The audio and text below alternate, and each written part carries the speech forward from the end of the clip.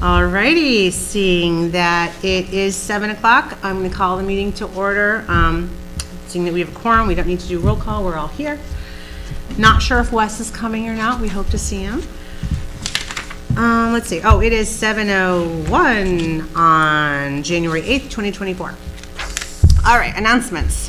We have a new career opportunity. Boxborough is seeking an experienced, passionate, and energetic public finance professional to serve as the town's first finance director. Please see the front page of the town's website for more information. And if you know anyone who would qualify for this position, please let them know that we're hiring. The Boxborough Company of Minutemen will hold a company meeting on Sunday, January 21st at the Boxborough Community Center at 30 Middle Road, starting at 8 p.m. That's right across the street from the town hall. For more information, please contact Captain Bob Lucas at captain@boxboroughminutemen.org. Winterfest, sponsored by the Recreation Commission, will be held Saturday, January 27th at Steel Farm from 1 to 4. There will be sledding, hot chocolate, live entertainment, a bonfire, a local food truck, and True West Brewery. We all hope to see you there. Okay, and this is what I read at every meeting. Public input shall be taken at the beginning of each meeting, and we allocate 30 minutes on the agenda for this. Anyone who wants to speak will be asked to raise their hands at the beginning of the public input so they can be recognized. The assistant TA will make a list of anyone who wants to speak, and we will alternate between people in the audience and people who are Zooming, just to make it fair. Every person will have 3 uninterrupted minutes to speak to the board. If you've got questions, the town administrator will follow up or will post it to a future agenda as appropriate. If we can answer it in real time, then we will. Each person will be allowed to speak once per public input session, and if more than 8 people want to speak, we'll just tack on some time at the end of the meeting just to make sure everyone has a chance. Now, this doesn't apply to agenda items. This simply applies to public input. All right. So this is, we do this out of courtesy to keep the meeting moving right along and to try to keep to schedule. So that is it for that. All right, select board and town administrator reports and updates. So we'll start at this end of the table. Got anything? I do. I have a couple of things. So first is keeping in mind yesterday's snowstorm. First, I want to reach out to our public safety officials, police and fire, and especially to our DPW comrades who did a tremendous job plowing for 35 hours straight. They stopped plowing last night at 11 o'clock, and then this morning they were back out again doing cleanup and salting and shoveling walkways. They were tremendous, and they did a great job, so thank you to all of them, to all of you who might be listening. Also, with that in mind, the storm and the fact that we may have other storms coming up, including tomorrow's rainstorm, which we're supposed to get heavy rain, possibly heavy winds, we want to keep in mind for neighbors to be checking on neighbors. Sometimes at the last minute, people will go on social media or call to town hall or other places saying, how do I get my driveway shoveled out, or how do I check on somebody? The best way to do that is for neighbors to check on neighbors. And of course, if there's an emergency, certainly call 911, but we don't have people prepared to go out and shovel. We really are depending on neighbors checking on each other. So if you have an elderly or handicapped neighbor, or just somebody you're concerned about you haven't heard from, please check on them. Hey, Mike, to that end, I just want to say, all you homeowners out there, make sure that your sump pumps are operational. Make sure, like I have a little channel that I have to make sure is clear of debris so the water can go around my house and down, or else my basement floods. So do what you need to do. You know your house. Be prepared. We are supposed to get a couple of inches of rain on top of a foot of snow on top of frozen ground. So get ready. It's going to be fun. And we do, the fire department does have a very limited number of pumps to pump out basements if somebody has a couple of feet of water in the basement, but that probably would not service everyone. I think they have a total of 3 or 4 of them, and I'm sure there are more basements around than that do leak. But if you do get in extremis, you can certainly, again, dial 911. 2 other notes. One is, last spring, we were contacted. I forget if it was the DPW director, Ed Kukala, or myself who was contacted first. But either way, both of us have been in communication with two Acton-Boxborough High School students. Initially, we were talking with Surabi Sinha, who is a junior at Acton-Boxborough High School. And as of today, we're also in communication with her younger sister, who's a freshman, Sunidhi Sinha. And these two young ladies are absolutely incredible. We've had several meetings with them, and since then, we've pulled in Francie Noldi, chair of the Sustainability Committee, and Surabi endeavors to become an engineer. I don't know what type. I'm suspecting maybe environmental, not sure. And her younger sister, Sunidhi, endeavors to become a lawyer. And so they have high hopes, and in talking with them over the last 8 or 9 months, I have no doubt that they will reach their goals. The reason they reached out to the town is that they are interested in what happens to our waste when we get rid of it, our recyclables, our solid waste, and they would like to help the environment. And they are already doing so. So if you have your pens ready at home, please write down this website. This is a website that they have created, and it is to help people see where their trash and recyclables go, what it does, and how they can improve the environment.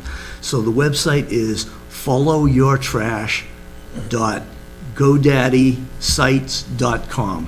Again, that is followyourtrash.godaddysite.com. This is a site they have created to create awareness and education for the community, to help locally, and I am convinced they will, in the long run, help globally. We will continue to meet with them, and I asked them in our Zoom call today if they would be willing to come, meet the board, meet the community, and explain what their project is that they're working so diligently on. They said they would, and then they can, tell you a little bit more about some of the projects that they have planned for the community as far as outreach and help letting people know how they can help the environment and the community.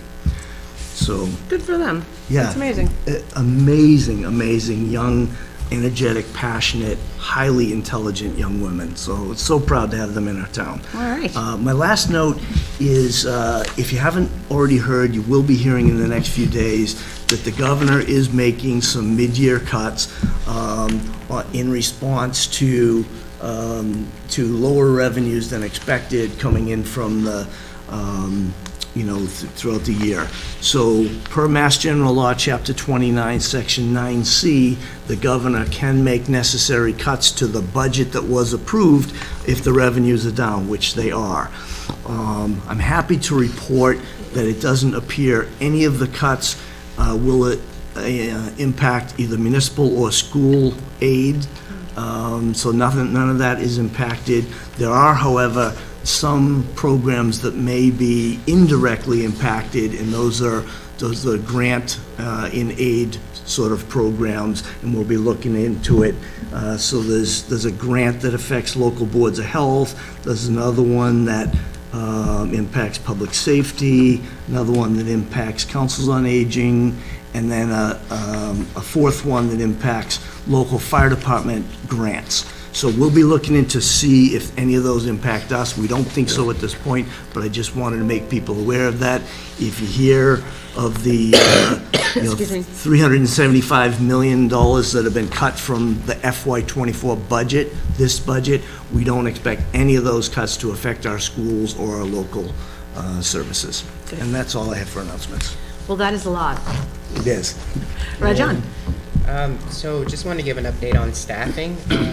Since the last meeting, we actually have hired an intern for the Economic Development Committee in the Office of Land Use and Permitting.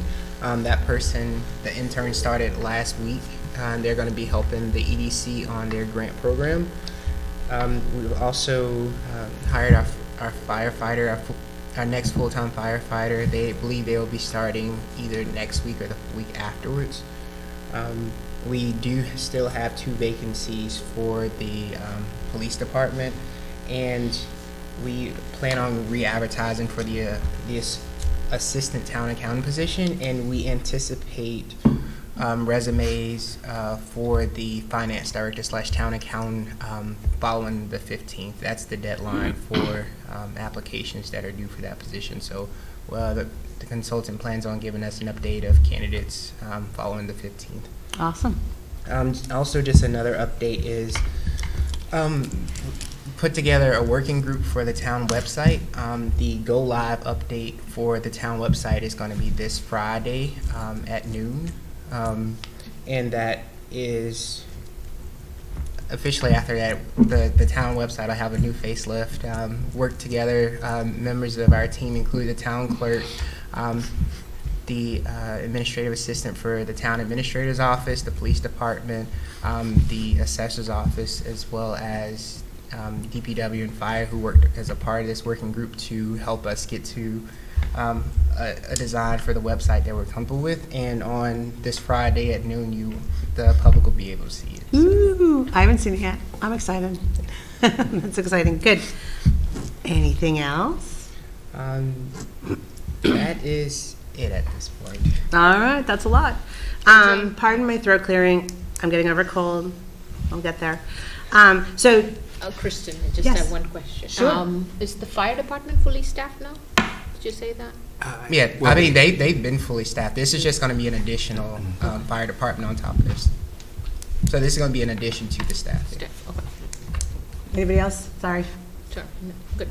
Yeah, I would kind of go off of what John was talking about, because he's been involved in this. Thank you very much. That the Steel Farm contract has been signed, and that will be, that work will start after the Winterfest. And you want to tell us what that work is? Remind me? That is for the roof and the chimney, Awesome. not the outside exterior and the windows. That will be the next phase of the project, but we've already been talking about getting that RFP started for that one. The Awesome. RFP for the ice house has been written up and is posted at this point. John, is that correct? It's sent to legal counsel. Oh, it's with the legal counsel. Okay, so it's not posted as yet, but we're moving along on that one, and hopefully that will be soon. We didn't beat the snow, unfortunately, but Snow is an insulator. that's Until we get 2 inches of rain. until it Yeah. melts. Yeah. Alan Miller is going to be doing a presentation, and I was looking for the date to announce that here, but I couldn't find it. Do you remember that date? That I didn't hear them say the date He- at the meeting earlier Yeah, today. yeah. So anybody who's maybe watching this, Alan Miller is going to do his presentation again on the building of 495 through Boxborough. Oh, cool. And All right. that was done previously in the evening, but this is going to be done during the earlier part of the day. And I think the Council on Aging has that, is sponsoring that. Very So anybody who's interested should, kind of investigate that. I think it's about a week or so out, but I don't have the exact date and time. Let's see. I guess that's it for the moment. Actually, I think 495 was built the year I was born, because they chopped my parents' land in half. 67, I think. It's hard to imagine it never being there. That sounds. That sounds. I thought it might have been earlier. than Earlier? that, but, Very fun, very cool. Priya, you got anything? Wes? Nope. So I've got two things. One, back to Rajan's announcement about the EDC intern. I attended the meeting last week, and he's, I don't remember his name. I'm so sorry. John Paul. Jean-Paul? But he goes by JP, right? Yeah. Yeah, energetic, excited, lots of great ideas, and the Economic Development Committee is really excited to work with him and have him helping Alec, get all these things done. So that was fun. And then also the FinCom and the Board of Selectmen spent the day here on Saturday going through the budget. Department heads came in and presented, and we're well on our way to getting to town meeting and being able to educate the public on everything that's going on. So other than that, I think that's it for me. Okay, public input. Does anybody have anything they'd like to share with us tonight? No hands. No hands. Well, I like to give people time. I know I'm not super quick with my Zoom. We have nobody here tonight. Very sad. All right, I don't see Somebody anybody. said Yeah, not yeah, hearing see, empty anything, not audience. something. The audience right there. Yeah. Oh, well, I don't know, that's very exciting. No, someone said, is it someone or who's saying that not Oh, hearing? I have my laptop muted. Oh. Yeah, that's okay. my laptop. All right, okay. All right, well, geez, we're gonna be early then. All right, let's move on to the minutes. Did everyone have a chance to read the minutes that were emailed out? Yes. Does anybody have any edits or amendments they'd like to make? Yeah, I go ahead. don't have any edits or amendments, but wasn't there another meeting that was somewhere in the middle that didn't you chair a meeting on the 11th? Yes, Was it? December 11th. Did we approve those minutes? I didn't see those in there. It That seemed was like it skipped. last select board, I think we approved that Oh, one. did we do that? Yes. Okay, Probably okay. approved them on the 18th. Yeah. Is this, okay. Yeah. This one is what? This is from the 18th, right?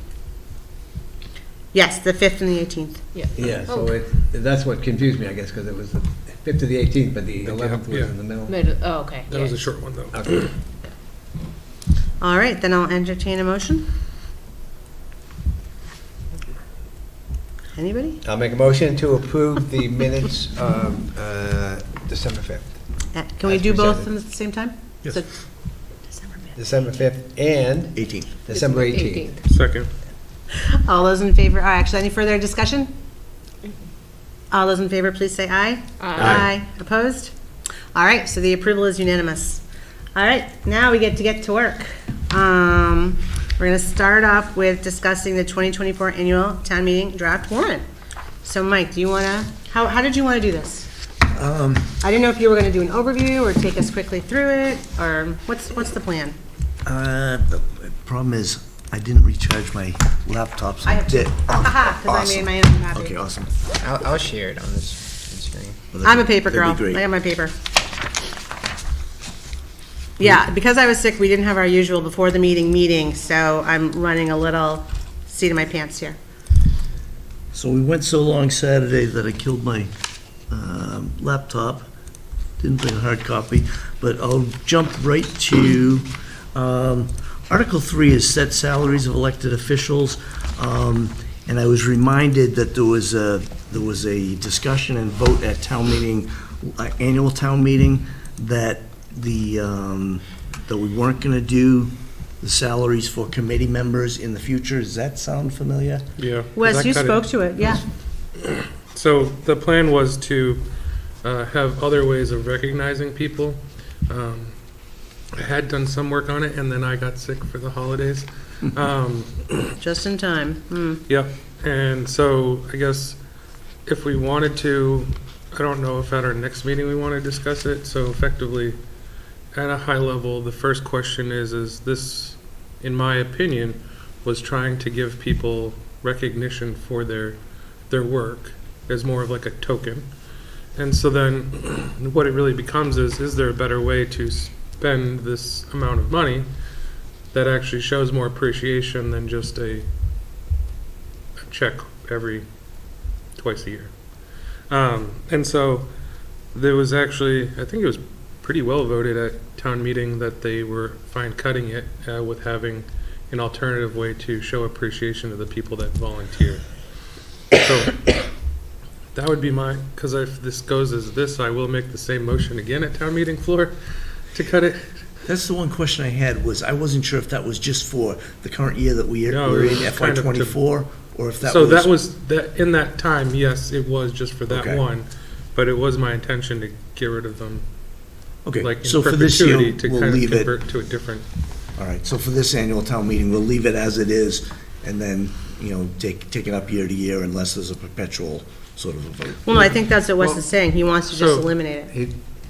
Oh, Yeah, because I was so I had spoken earlier about like the Okay. recognition program, or some way to recognize the people that volunteer.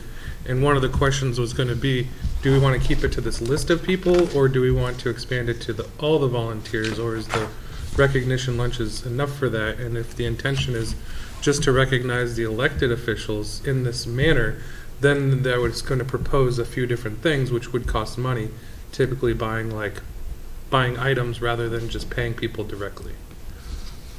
I mean, whatever we decide to do, I think, like, I mean, we do need to definitely recognize all volunteers. It shouldn't be just, Yeah.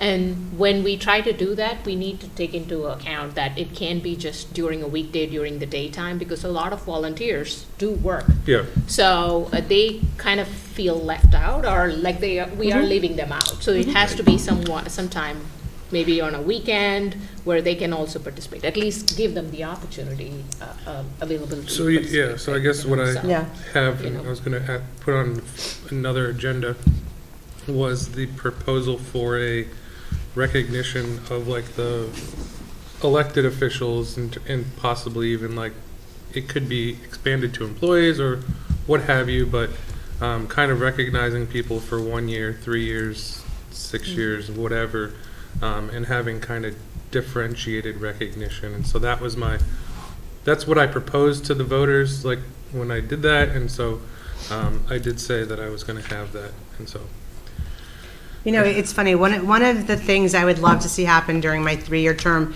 is to actually have a night out with spouses, because it's not just the volunteers that are doing the work, but the Work, spouses yeah. are supporting us, the, you know, the kids that are home, the things that are missed. So I will say that is one thing that I've kind of like, wouldn't it be fun to rent the ballroom at the hotel and actually have a night out?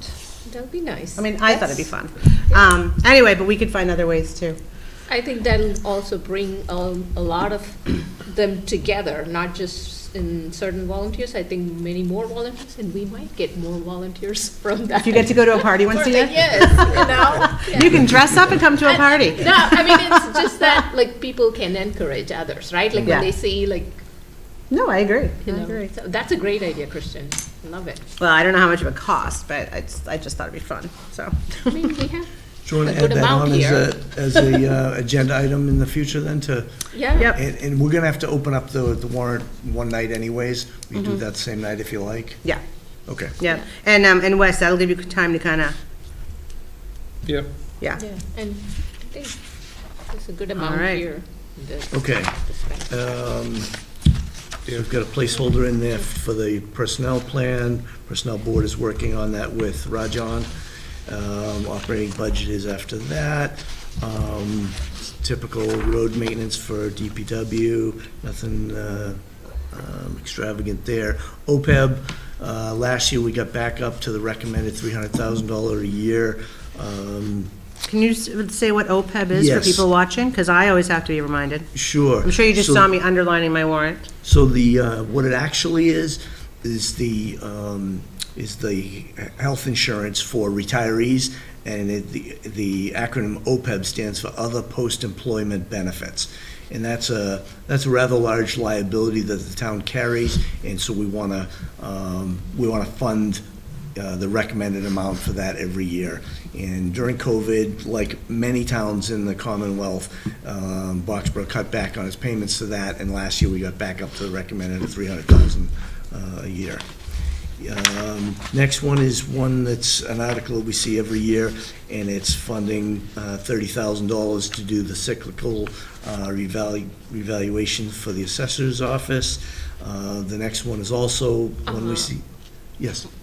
Mike, with that cyclical evaluation, are we on track now? Because I thought we were like kind of behind for some time, right? We were behind, and we are on track. No, We are okay. back on track.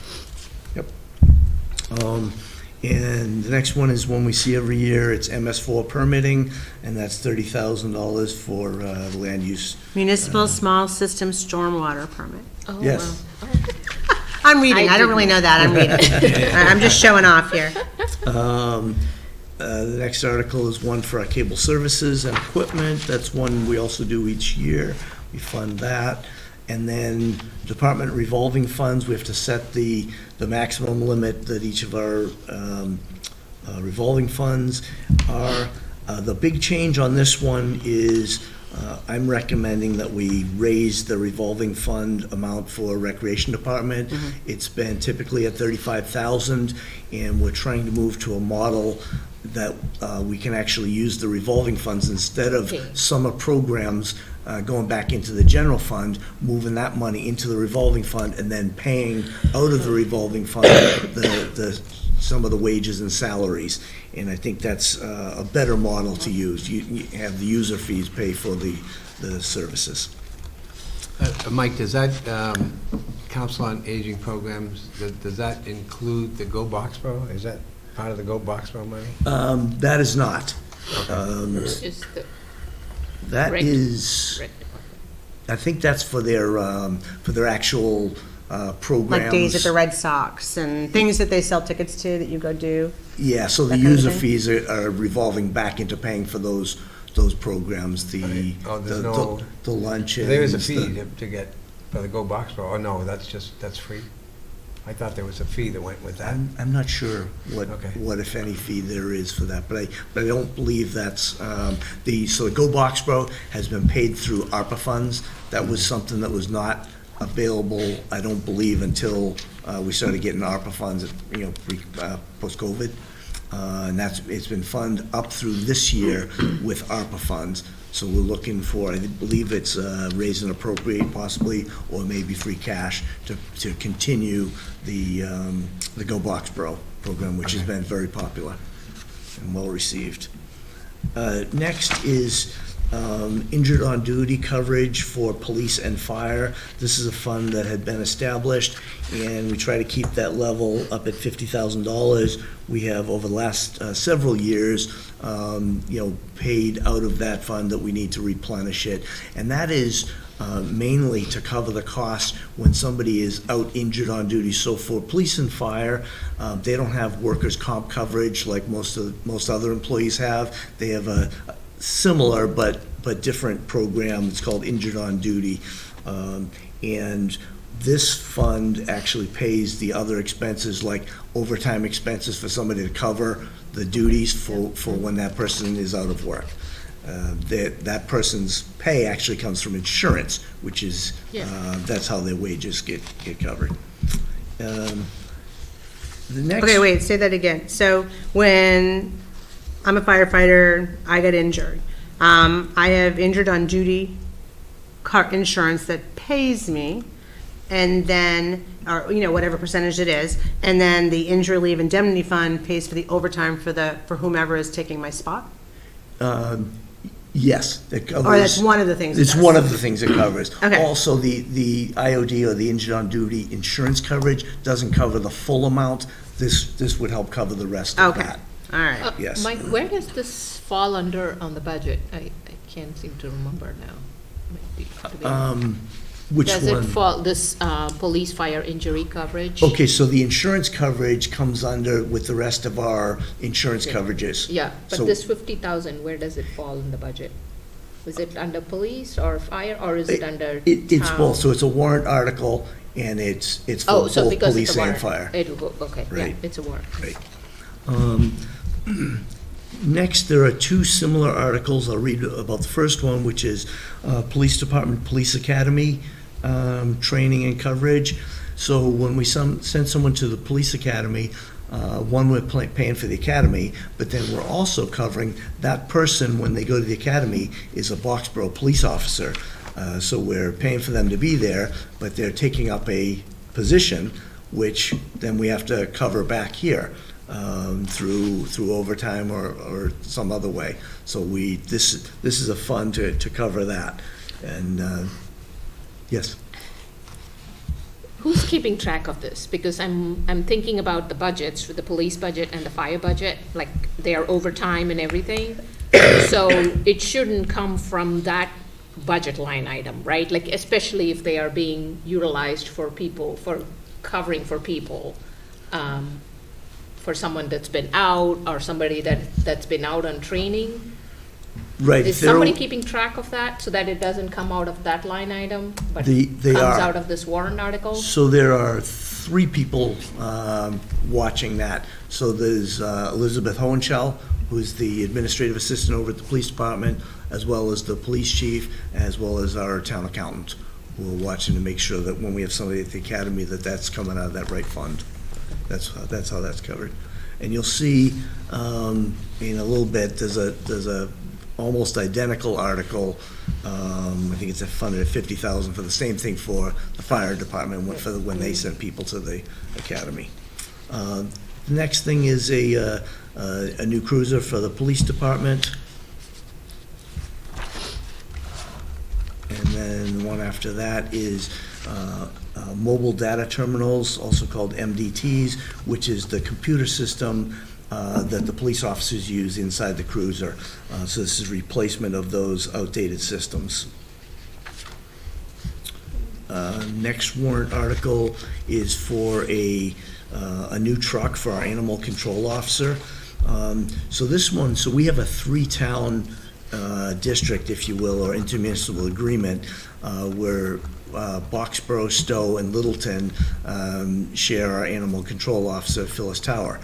And each of the 3 towns pays into a fund that pays for all of the vehicle expenses, so maintenance, registration, upkeep, and replacement of vehicles. So we have, over the years, we have put aside a fund that will cover most of the cost of replacing this vehicle. So while it's about $65,000, we have a fund that will cover most of that's been, what hasn't been used for maintenance. All right, you're gonna have to help me understand this. So we have $40,000 to $45,000 in a vehicle fund Right. somewhere. So why are we raising 65 grand then? So we have to raise the full amount. Okay, And then that 45 or 50 grand, when it says transfer from other, we'll be transferring from that fund to Okay, cover part of perfect. that. all righty. Transfer from available funds, all right. It's been a while since I've done this, you gotta catch me up. Yeah. Okay, perfect. And then if each town kicks in 10, so Stowe and Littleton would be kicking in their usual 10. Correct. All right, and we'd be kicking in our 10 too. Right. All right, thank you. Okay, so this next one is what I mentioned earlier, same as the police, the Fire Recruit Academy training. This is a $50,000 fund to cover the firefighters when they go off to their academy, similar to the police one. Okay, let's see. So last Mike, year... do we Yes. do that every year for both police and fire, or is this just coming? I think that I think we've done it in the past for police. I don't know if there's been a fund in the past for fire. I think this might be a new Yeah, do you remember, Wes? fund. So which one? Well, these articles about for the police and the fire, are they done every year that, to send somebody to, the cost of somebody going for training plus? So that's Maria kind of might know. new. Like, we don't typically that's just like rolled into the operating budget for or they plan for one person. But I think this year's kind of a little bit different where they're trying to bring in more than one. So that would be why. Yeah, that's correct. And so for police, we didn't fund it last year. It had been several years using out of that $50,000 fund. Now that is depleted, and it's we hadn't sent a police officer to the academy in a long time. Whereas fire, they have been, because even the per diem firefighters, they go to the academy as well. So, but and as Wes said, they've been coming out of the operating budget. This is a way to actually have it funded on an ongoing basis. So every year, these warrant articles will show up based on what's left off, what's left in the. Yeah, if we need to those replenish that. accounts. Last year, we didn't put anything into the police one. There was still sufficient money there to cover the needs for the upcoming year. Got it. But we've depleted that, and there wasn't a fund for fire. Okay. Mike, Thanks. Maria has a hand up. Do you want to recognize Maria? Oh, I'm sorry, go ahead, Maria. Oh, you're muted. You're unmuted, but we can't hear you for whatever reason. Can you hear me now? Ah, yeah. Thumbs up, yep. There you go. Okay. I want to answer Dave's question. Dave, we have had this fund for the police since 2019. For whatever reason, when we put that fund in place in 2019, we did not do it for the fire. So this is a new fund established for the fire this year. and it will be an ongoing, we'll replenish it as needed, ongoing. Okay, so, yeah, I'm just curious, so what's left over, what doesn't get spent during the fiscal year, doesn't go back to free cash, it would carry stays in over. that. It Correct. stays out to carry over. Okay. Correct. All right, that helps me understand, thanks, Maria. Okay. Okay, next, we have a couple of library articles. The first of which, if you recall, last year, town meeting voted to replace a roof. But when the bids came in, it wasn't sufficient. So this is to add another $50,000 to complete that project. The estimates were that it would cover it. It did not. As we know, the price of materials and labor has, have exponentially grown. So that's what that's for. I just have a question, and I'm not sure who the library liaison is, but are we doing it with 20-year roof shingles again? Like, why aren't we doing 35 or 50-year shingles? Spend more money now to save more money later. I don't know the answer to that. I will talk with Fran, who's our facilities maintenance That'd be great. person, and with Payshon. I mean, honestly, I'd rather, this is just my personal opinion, I'd rather buy a higher quality material and not have to worry about doing this every 20 years and spread it out a little, if it's possible. Okay. I'll ask that question. But to go to your other point, Kristen, there is no liaison to the library. Oh, that's right, we got rid of them, all right. Right, that's right, for elected boards and commissions, we don't have liaisons. Okay. Well, maybe the FinCom liaison can fill us in, or Fran will fill us in, someone will fill us in. Okay. So the library director, Payshon, and I'm sure the chair of the library board of trustees will be coming to a future FinCom meeting. I'll be there as well. Awesome. And they'll be presenting their operating budget there, and probably the capital items as well, and we can, but I'll touch base before that. Is this on Capital But, Saturday? Because we could talk about it on Capital Saturday, too. No, they'll- probably not. They'll be coming in before that, Okay, all so we right. can find that answer before Capital Saturday. Okay, thanks. The next library warrant article is for the replacement of a well water booster pump. I won't pretend to know exactly what that is, but, Fran, our facilities manager, says that needs replacing. because You they must a have town problem. water where you live. Sorry. It gives you pressure, Okay, pressure. there we go. I guess the reason I was uncertain on that is because the library is fed water from the Hager well. Yeah, So I don't know if this is another booster at the library on top of that to boost the pressure, so I don't. another good know. question for Fran. Because otherwise, if this was a booster or a pump at the Hager well, it wouldn't be tacked onto the library, it would be split between town and school. So that's why, I just don't know. Well, like I said, another good question for Fran. And I don't have well water. See, you're just missing out on the joys. You dragged it out of him. I mean, now we're talking about well again, and I know this Hagel well like sucks so much out of us, but I know Kristen, I think you kind of insinuated the other day about like the water, getting the water all the way Someday, yeah, someday. coming down So I Mass don't know, Ave. at some point, we should probably have a discussion maybe with water resources and like the next steps. Right, and even if Not Littleton is interested in bringing it any further. So, Yeah. Yeah. Okay, good times. And, okay, another pump. This other HVAC circulating pump, so this is part of the HVAC system, obviously a very small part because it's only $15,000, which in comparison to an entire HVAC system, which would be much more expensive, but that needs replacement. And then there's the library had done a study about altering the interior design of the library, and this would be looking for to get bonding or funding through bonding to carry out that interior design alteration. The next article, there's a series of community preservation fund articles, and I'll just run through them rather quickly.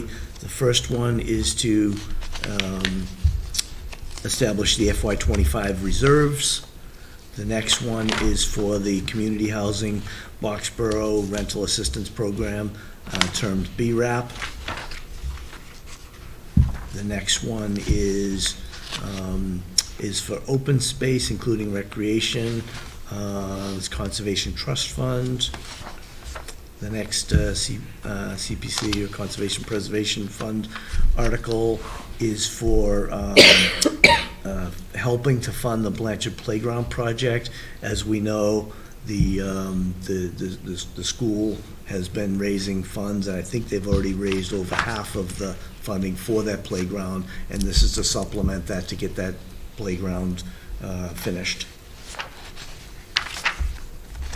And the next one is fencing at Fleur Meadows, at the community garden.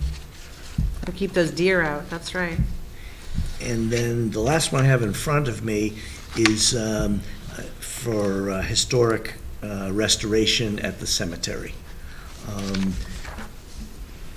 Having said that, there are a few more articles that need to be put into the warrant at a future meeting. We won't do that tonight, but there are a couple of things, and I'll give you one example that comes to mind, is we're looking at the possibility of combining 3 part-time administrative assistant positions into one full-time position. So that would be Council on Aging, recreation, and community wellness.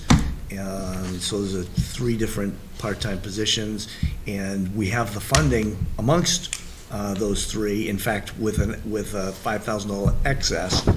But what we don't have, since it'll be full-time, we need to make provisions to provide benefits or health care. So that one we'll take up at a future meeting, would be asking for another $15,000 so we can provide the benefits if the town votes, in that way, that we can combine that position. That, Mike, that other one was Council on Aging, wasn't it? Wasn't that? Yeah, Council on Aging. And then what Natalie did, she worked between the RecCom and the Community services. Community services, yeah. Correct.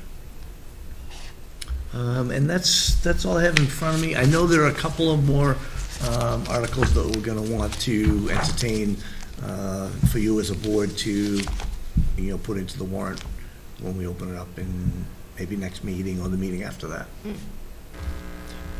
Can I ask, who, I think now that we're regionalized, does Foxborough owns the land, but not the school building? Do we own this, does Foxborough have responsibility for the school building? No, that's the regional. That's the regional. School But the district. land is ours, so this. That part I don't know. this, Maria seems to know.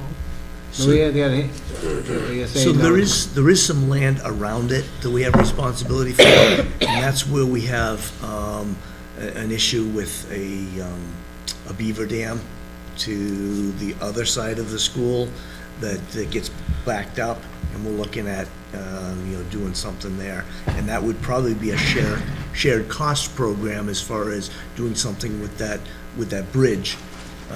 That, sharing the cost, maybe 60 or 65% to the school and the rest to the town, but that's where the town owns that land, but the school has an interest as well. But I believe the land underneath the school that's part of the school, their responsibility. Okay, thanks.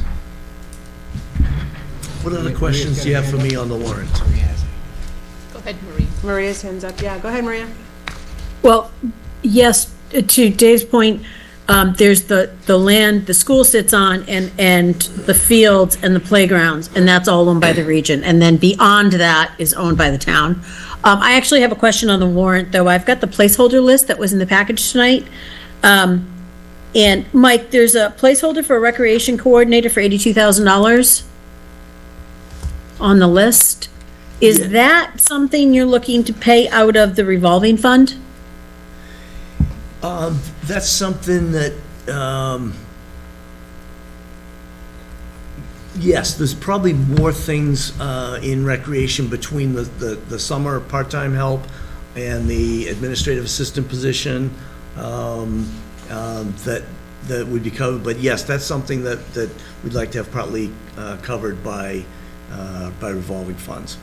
Or at least part of it will be covered by revolving funds. Correct. If not all. Correct. Okay, because I'm sure that'll come up tomorrow night, so I just wanted to ask that question. Okay, thank you. You're welcome. What other questions do you have for me on the warrant? Nothing for now. We stopped you as you were going through. So Okay. you're good. Yeah, I would say, I think we asked our questions as we went. Okay, so we'll just, so we do know at one point we'll be opening the warrant just to manage some of these things. Correct. Okay, because I know the building committee is still, we've got our placeholders too. Is that even on here? So those are, there are two others. I don't see them printed in I would say they're here, not in here. But there are two placeholders. There's one, Okay. the list that I had for you at Budget Saturday Mm-hmm. included one for building, one for land acquisition. Those are two that we need to, and Mm-hmm. with no dollar amounts, depending if it happens or not, or which piece of the land, that we need to vote to, put into the warrant. Yeah, for That's anyone who the- doesn't know, the building committee is working on looking at a location for a new public safety building and/or simply a fire department. We're not really there yet, but we did request the placeholders, so I wouldn't want anyone from my committee asking, where are our placeholders? All right, okay. All right, nobody's left out, no man left behind. All right, so moving right along, authorized for the MIIA Annual Business Meeting and Luncheon. Mike, did you want to speak to that? Sure. Every year in January, around the third week, on a Friday and Saturday, the Maya group does its annual meeting. So that's Massachusetts Interlocal Insurance Association, of which we are a part. So we have our liability and comprehensive insurance programs through Maya. We do not have our health insurance, through Maya, at least at this point. So if we had our health insurance there, the town would have two votes. Where we have our comprehensive and liability insurance, we have one vote. So that vote is one vote for the town to be cast by the executive body, which is you, at that meeting. If you as the chair were gonna be at the meeting, or another board member were to be at that meeting, it would be appropriate for a board member to cast that vote. If you weren't gonna be at that meeting, then it would be appropriate to authorize the town administrator to cast that vote on behalf of the town. That's the election of officers to run, the board of officers to run the Maya group. That's what that's about. Does anyone here want to attend? Or have time to attend? It's really exciting stuff. Well, my question is going to be, are you planning to be there regardless? Yes, Rajon and I are signed up, and we do go every year, so we're absolutely going to be there. All right. I think the town administrator could give a more informed vote Then we can. than yeah. Anybody else? Maybe I'm wrong, but All right, then I'm going to go ahead and make a motion. I move to authorize the town administrator to act as the town's voting delegate at the Maya Annual Business Meeting to be held on January 20th, 2024, if a member of the select board is not present. That'll just cover anyone who decides to go at the last minute. Second. Is there a second? Second. Any further discussion? All in favor, please say aye. Aye. Aye. Opposed? All right, you guys are going to lunch. So I do know that a few years ago, there was a controversy of somebody from the select board getting their shoes shined, and then another select board member taking photos of them being pampered. Oh, It wow. is a fun time. Shoe shines, wow. That's, I think somebody on this call would know about it. Oh my goodness, all right, well, You have a hand raised. oh, there's a hand up. Sorry, Maria. Maria, were your shoes getting shined? It My wasn't shoes her. were getting shined, but the town did not pay for it. No. I paid for it, No, it's just, and Bob took a but there was just picture. a photo going, or there was a photo There being was a shown of. photo going around, yes. But wow, my shoes looked phenomenal. They looked so good after that. Well, thanks for But it was letting me not in on the town's inside joke. expense, No, just it so was not, everybody knows. there's nothing actually bad about it. That was just the funny part that came out of the meeting. Yes, it was actually. I was kind of horrified. It was all over the place, so yes. I'm impressed that you were wearing shoes that needed polishing. I think that's fabulous. I wore my Italian leather shoes, and I walked by the shoe shine guy, and he said, "You need a polish." And I said, "Okay." Well, why So wouldn't I- you, right? Oh, that's funny. That's awesome. Exactly. Thanks, Wes. Thanks for putting that out there. Thanks for sharing that. I'm just trying to liven up the I meeting. love a line. I love it. I love it.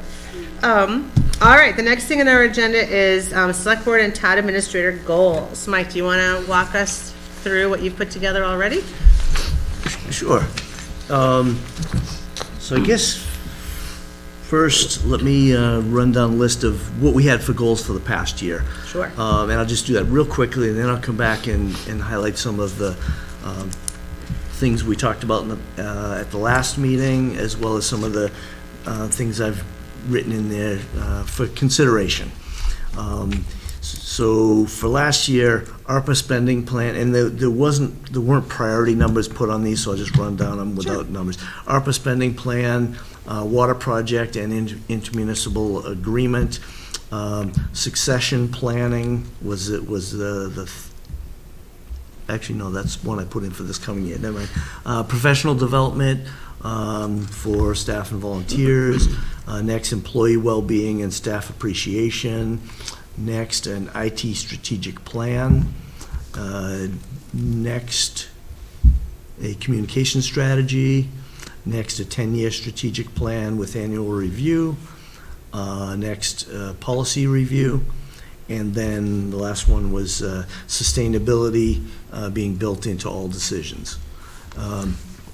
So those were the goals that were voted on last March 13th by the board at the time, and we've been kind of working towards a lot of those prior to that, but they became official in March.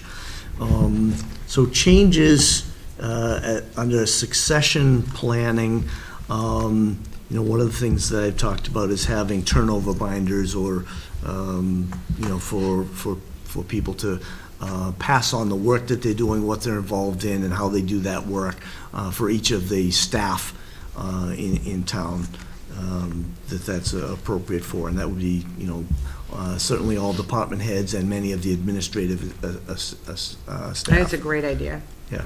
Yeah. And then, But that's well underway, isn't it? I mean, it is underway, but the only one I've seen that's done is mine.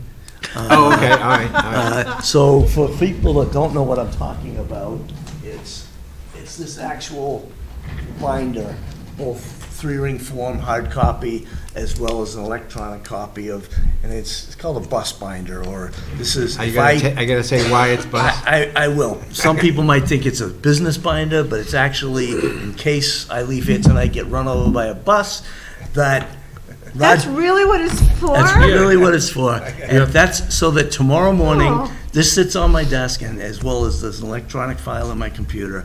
And so I don't come in tomorrow. Rajan goes over to my desk, he picks up this binder, he opens it up, he knows where I left off and what he's supposed to do in his new job. Congratulations.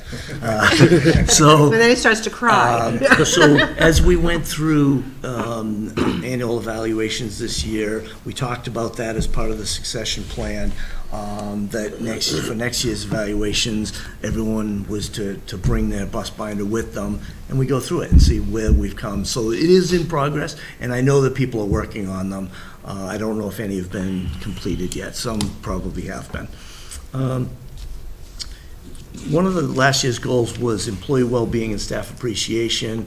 What I've suggested adding to that is an employee engagement survey. That's something that Rajan has been working with. I've given him some feedback, and he's planning on rolling that out shortly, so that one should be, at least that segment of it should be fairly easy to get to, because he's already been working hard on that with the personnel board. IT strategic plan, so that is well underway, but it's not complete, so it'll be to finalize that strategic plan. But also, during my annual review, there were two things that were brought up. One was professionalize the IT function, so we would need to probably talk about what that means, whether that's hiring somebody or structuring that function differently. And then the next one is the human resources function, and whether that means hiring somebody, another person to do that, or what that means to professionalize that function. So just to get it out there, right now, Rajan is doing all of this, right? Both The those, HR, IT the and tech, HR. and ATA. Right. So you've got 3 hats on, probably more hats than that at any given time. And Okay. procurement, too. Yeah. What's that? And procurement. And procurement, it's just an awful lot of hats for one person to have in their head. And when I was doing all the interviews with all the different department heads, it came up repeatedly that Rajan needed additional support because he was just doing so much. So that's kind of where this came from. And then it got, dropped in your lap.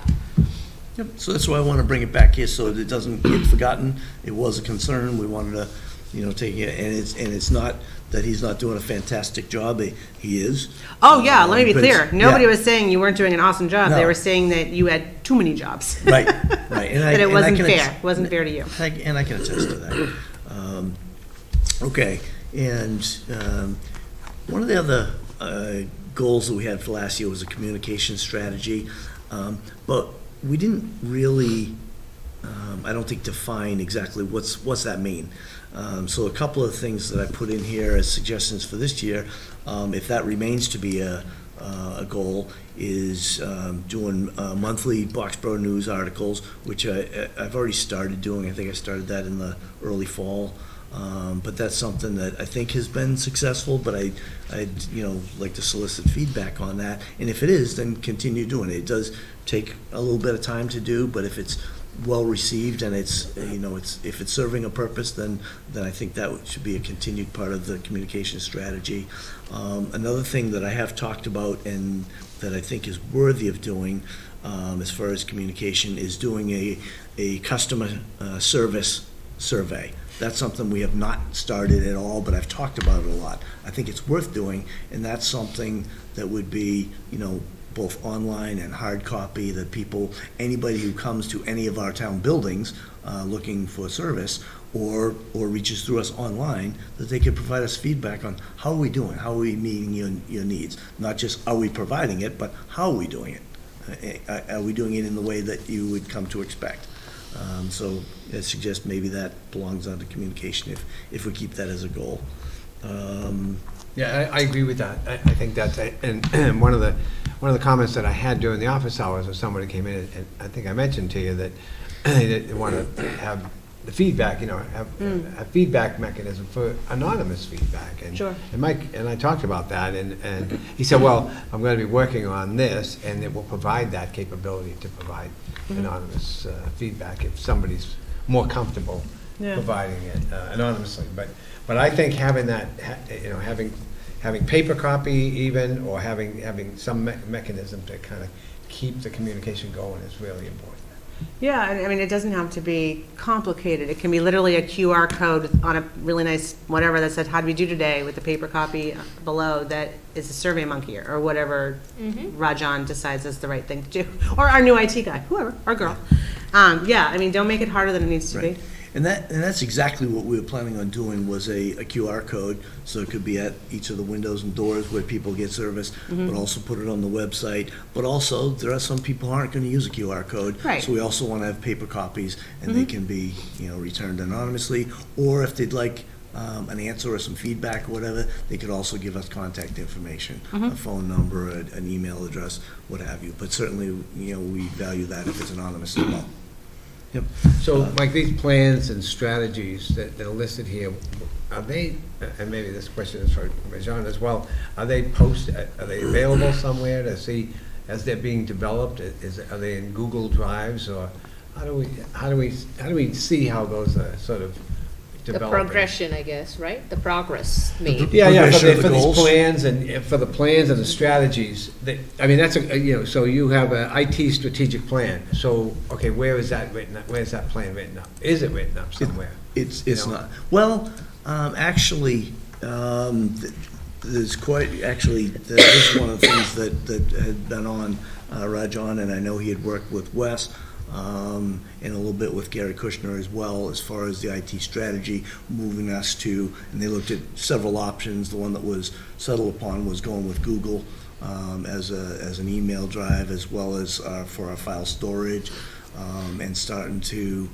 lessen our dependency on Guardian, which is our, text IT provider, and we're in that transition. But I guess to answer your question, where is that? I guess we don't have that posted necessarily. Yeah. He's got it in his drive his working drive that he's been working with, and we are due to give an update on that. Rajon did give a quick update on where we are with updating the town website. That's part of that tonight. But he'll also be giving an update at a future meeting on where we are as far as the last part of that migration to Google, which is the file server moving to the cloud. And so he'll be giving that as an update, at a future meeting. Okay. And so as you're describing that, I'm thinking to myself, okay, so we just talked about how many hats Rajon's wearing, and so I'm asking about, is it written up and posted somewhere, which is yet another hat that he would have to wear, but I just, I think it would be, kind of like we have that, the 2030, the plan, and then we have the strategies and actions, something similar to that. This is what we're doing in the communication space, this is what we're doing in the IT space, this is what we're doing in, whatever the other ones. Typically, in the past, historically, we haven't done that for the IT because that leaves you open. It's a security risk, I guess. Well, that makes sense, actually. Because if people know like where you are and they can figure out which sources, like software you have, which those types of things, then it makes it a lot easier to start an attack against the town. Yeah. That's a good point, Wes. Never thought of Because that. one of the things I'm looking at with Guardian is putting in like an incident response plan. I'm not sure that's something we want to make available to the public. No, I'm not suggesting that, I'm just saying, Yeah, but so like the IT plan, like if we're saying like if our plan is to have one person in each department be at least a technological liaison or part of a group to help roll things out or be like the first person to go to, or like what's your escalation plan for when the printer doesn't work, so then what do we do first? We go to X person, is this person available? No, okay, then what happens? Or the 911 server goes down, or we won't be having one, but the phones at town hall go down. Like, what's the progression of how we handle that? And so is that kind of more of what you're looking for in terms of the technology? in terms of the IT plan, yeah. Well, I mean, I think those are more sort of operating procedures rather than a plan. Like, we're gonna get new, you had mentioned about getting new software for financial software. So it's like, okay, so we're looking at going out, we're looking at buying software, we're looking at a cloud thing, and what are we looking to do so that we can look at a year later, say, well, this is what we wanted to do, but this is what we ended up doing because, well, it was going to be too expensive to do it this way, and this seemed like a better solution. It's hard to judge how we did unless we say what we plan to do. I'm just asking the question. I'm not looking. Well, no, that's what this add is all that about whole tonight, lot. is kind of getting that out there. Yeah. All right, well, think So on I it. guess is it just, if I'm understanding correctly, are you just looking for more of kind of like a bulleted list of the short term and the medium and the long term in terms of either transitions, so for example, updating the website, implementing a budgeting software, that kind of thing, or were you Yes. looking, okay. And that's the plan, right? Because that I think is what he's talking about as the plan, because in the warrant articles say, okay, we need this much money for this software. Okay. It's like, okay, well, why, we're gonna go from this software to that software for these reasons, and it would just be, probably be valuable to people to understand that. Okay. Okay. Let's see. You're at 10-year strategic plan.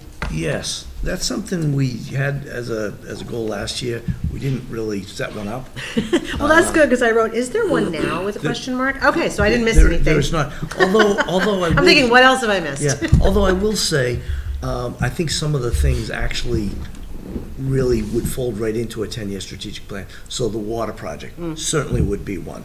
The fire station or public safety building, that would be another one. I think the IT plan would be part of that 10-year strategic plan. At the last meeting, public sewer was mentioned. That would certainly be one that comes under a 10-year plan. Communication strategy, depending on how involved that is, that may come under that plan. I'm glad to see accrual tracking here, that's actually good, okay. Yep. So there are some things, although it wasn't put into, and maybe we don't need that as a separate goal, the 10-year strategic plan, or maybe we take some of these other ones I just mentioned and roll those right under that 10-year plan, so that then we can review that each year and say, okay, yep, we're on track, and that when we finish, we roll that off and we put on a new one.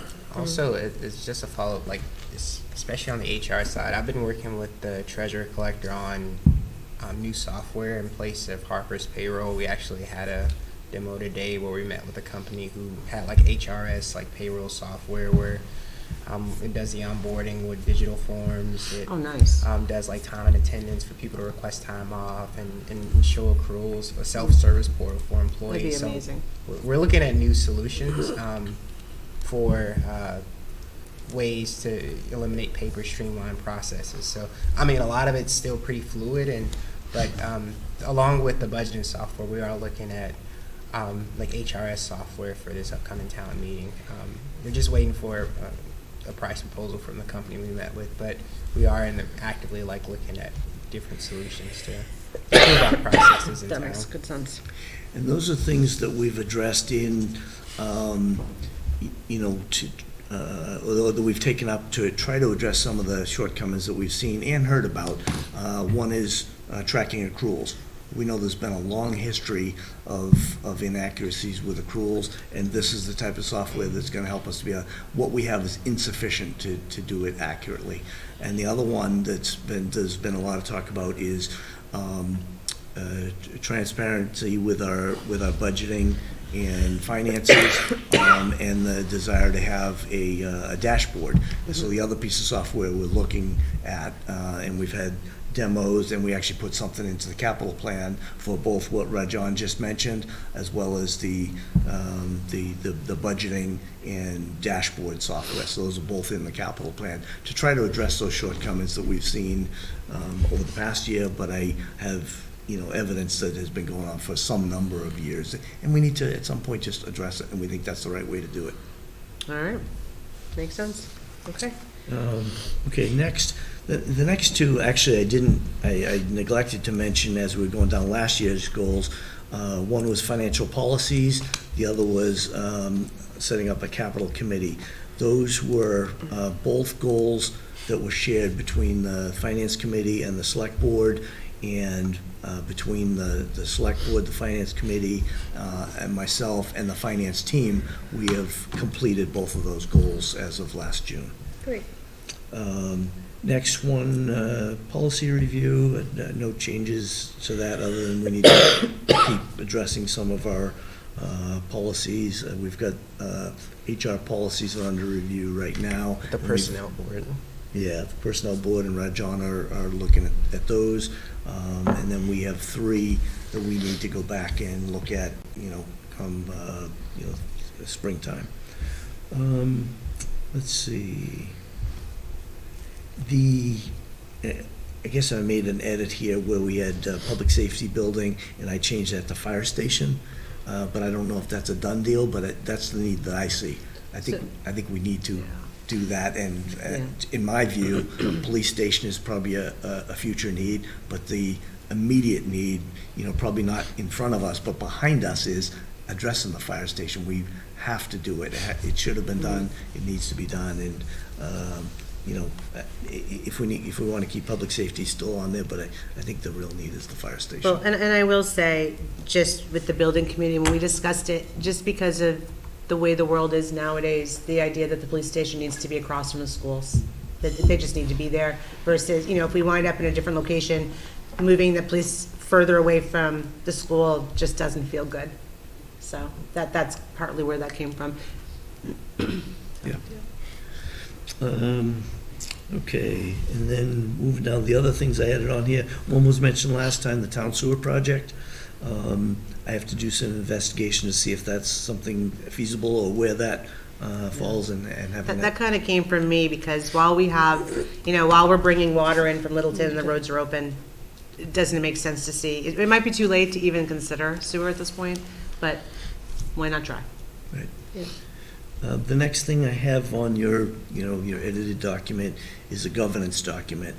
So earlier this fall, the chair of the Finance Committee, Select Board, Personnel Board, and myself, namely Kristen, Maria, Lee, and myself met to talk about, as local government here in Boxborough has changed, have the definitions of the roles and our interplay, or the Venn diagram of how we interact, where do we overlap and where are our duties separate, has that evolved? And I don't think we've defined that solidly, so we talked at that meeting about a governance document, and when we left that meeting, I was gonna start with a Venn diagram and some differentiation of duties.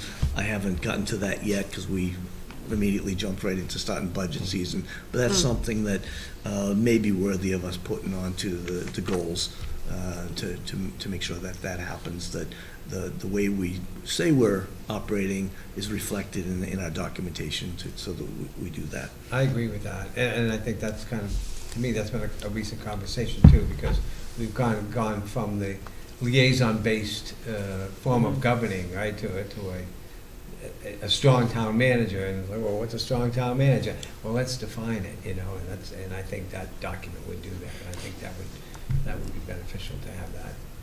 Yeah, I think we're all getting used to it, and so for right now is more like the elected boards, but I think, helping the department heads understand whose roles are what, all of it, it just makes total sense. The next thing is actually something that came up, I believe, at that meeting. Lee brought it up, Lee Slade, who's the chair of the Personnel Board, or it might have even been prior to that. He asked, do we have a culture statement? I said, no, not really, and I wasn't even sure exactly what he meant, because that could mean a couple of different things to me. And so he gave us a copy of what he has for his company. So he's the chairman of a board for the company that he's worked for the last, I think, 50 years, or near 50 years. And it was really interesting. It was, when he says culture statement, that is a statement that they as a governing board agree to about what are their behavioral norms, what do they expect of themselves as a board and of others as board members. And I think it might be a nice thing for us to come up with, how do we expect employees to treat each other? What are the behavioral norms expected? Same for board and committee and commission members. And so just something to consider. I found it interesting when he brought that up. He asked the question, one, I didn't even know what it was, and when he said what it was, no, we don't have that. It might be something to consider. And I can share with you what he said. It would not, what he has wouldn't relate to us, but I can at least show you. Yeah, because it's private sector, so. Right, so it'd be a little different. The next thing, a legal strategy. There was, in my annual review, there was some mention of looking at our legal, and I accept that we do need to do things about how we pay for legal, and how we mitigate some of those costs, but still get the legal counsel that we need. So we probably need to have a strategy for that, and what's the best way to do that. And I have a number of ideas. Next, a risk mitigation strategy. Just a thought I had. This is something that we do and talk about all the time, but I think we probably, meaning Rajan and I, we talk about our risk mitigation as far as, like a succession plan. That's one type of risk mitigation. Having the right kind of health insurance, injury insurance, liability insurance. But then there's other things we can talk about, like as far as, what should and shouldn't be done at public meetings. How should and shouldn't we handle, our buildings, our equipment, things like that to mitigate some of that risk. Because anything we do, there is inherent risk, but the more we can mitigate that, I think the more secure we are. Community center, I put that on there with a question mark. Is it time to start talking about that?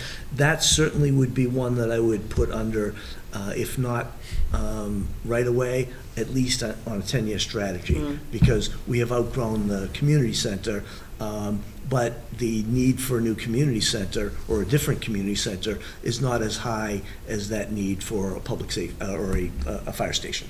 That's an immediate need. But following right after that, I think we need to look at the community center. The community center across the street is wonderful.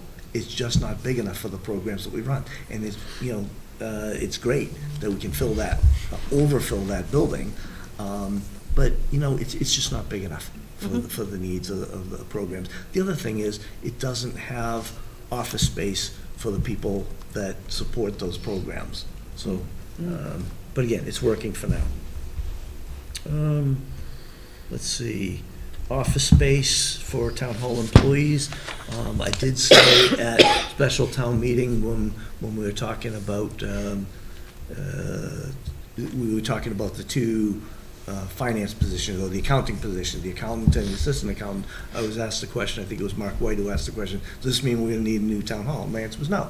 I don't believe we need a new town hall. This town hall is fine, but we are running out of space. So, does that mean we rent some space, or we use, we look at what we're doing with the museum, or do we, there are ways we can address it, but I think we need to have a strategy for it, and I can have some suggestions on that if we choose that as a goal.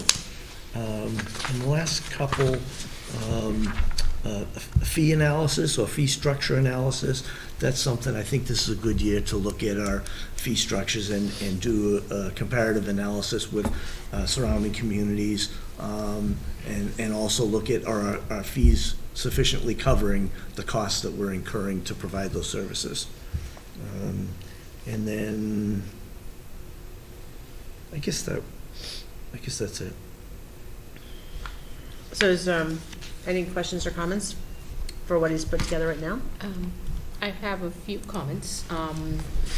Mike, I think we should definitely, along with the community center, we should also add the police station in terms of upgrades there. I mean, it might not be imminent, Right. but it's something that we need to look into for the future. The other piece I was thinking about is transportation. If that could be. So public transportation? Yeah, I mean, overall, if we are looking long-term, that should be something that we should also look into, how we can address that. We actually are a little bit like this With past time, with yeah. that new program, right, Yeah. with the grant that we have. So I think, I don't know how it can be, if it can be expanded, or what, just having a plan in place, at least will keep it front and center. What about budget forecasting? Where do we expect 5 years down the road, 3 years down the road, 10 years down the road? With the same trajectory that we are going. I know we do some of it. We do see what has happened and where we are for the upcoming year, but can we forecast it even? Yeah, we should be able further to do down? some of that with the new software we're getting. Yeah. Oh, cool.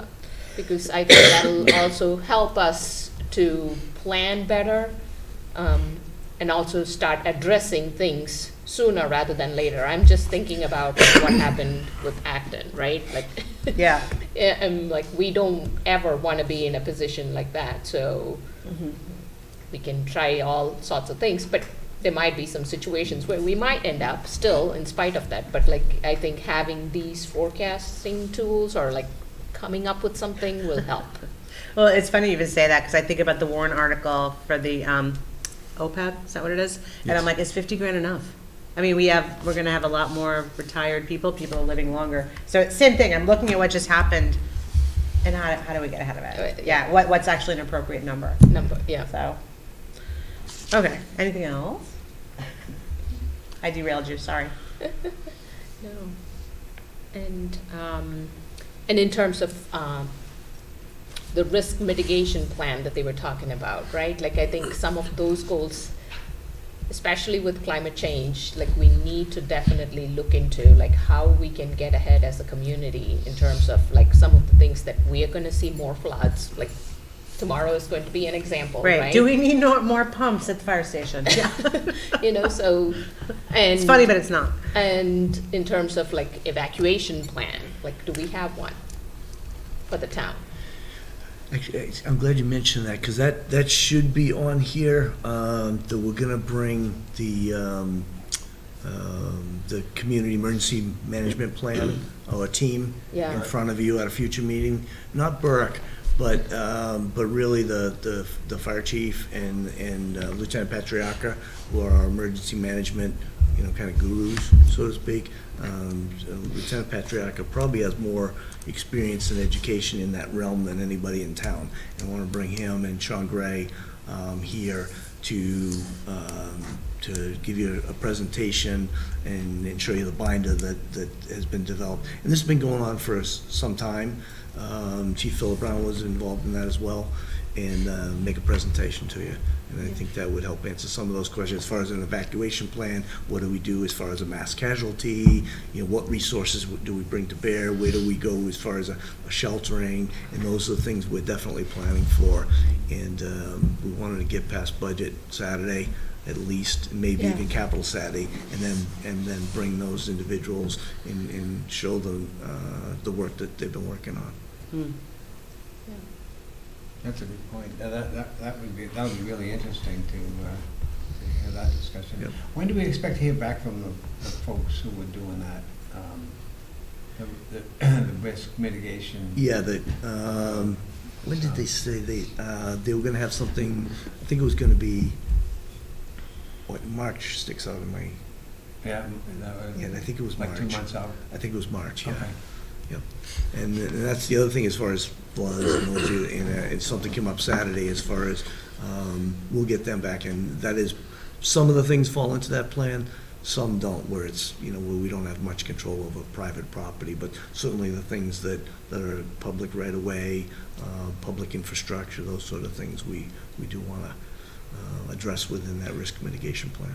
Yeah, I mean, I read, I don't remember where, this was in Florida, like, they have a community that, like, came up with their own plan for, like, flooding. So they had a lot of, like, wetlands that they created to, like, mitigate the flooding piece. Interesting. And it also helped them with their hurricanes, and they also, like, put lots of solar, like, I mean, the entire town was fully sustainable. Yeah. It was amazing. I was in the middle of Florida. I'm like, really? In Florida? I'm like, oh, hey, I guess. Good for them. Yeah. Wow. It was amazing to see. I mean, I would like to see our town. Yeah, wouldn't that be cool? Cool, yeah. Do you know what community that was, or if you find? I don't remember. I love to, like, Yeah, look at it. It was. if you find it, could you send me a link? Yeah. I'd like to take a look. Yeah. I'm sure Alec would like to take a look at that as Yeah, well. yeah. All right, anybody else? Babcock Ranch, Was it? the Babcock Ranch, Oh, the could be. first solar town. Whatever. Yeah. I did have one thing, I guess, so I know that the personnel board is looking to ask if the town wants to be an employer of choice, evaluating what that means. I wouldn't put that specifically on here as a goal. Some of these things lead to that or answer that. But that would be my Is only it a comment. designation, Wes? It's kind of like a self-attestation of saying, like, we as a town wish to be an employer of choice. And if you don't define it, then it's really like, okay, we're an employer of choice. Great. What does that mean, though? And so, like,